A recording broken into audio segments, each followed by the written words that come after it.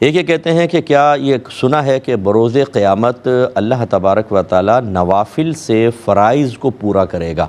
کیا ایسا ہی ہے؟ جی، حدیث کے الفاظ ہیں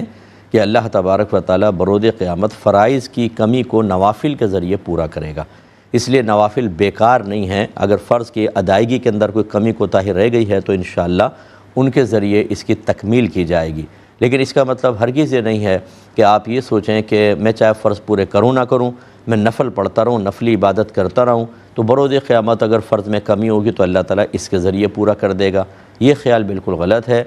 حضرت ابوبکر صدیق رضی اللہ تعالیٰ عنہ نے وفات سے کچھ پہلے حضرت عمر فاروق رضی اللہ تعالیٰ عنہ کو نصیحت کرتے ہوئے ارشاد فرمایا کہ اگر کسی شخص پر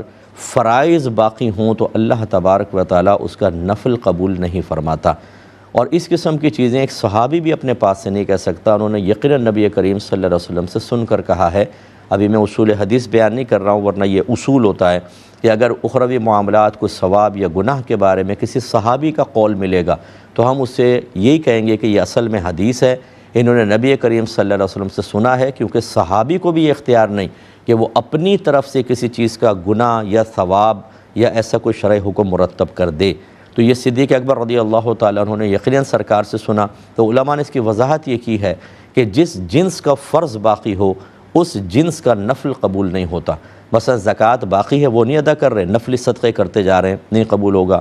فرض نماز پڑھتے نہیں اور نوافل جیسے بڑی راتوں کی نوافل پڑھتے جا رہے ہیں، وہ نامقبول ہوں گے۔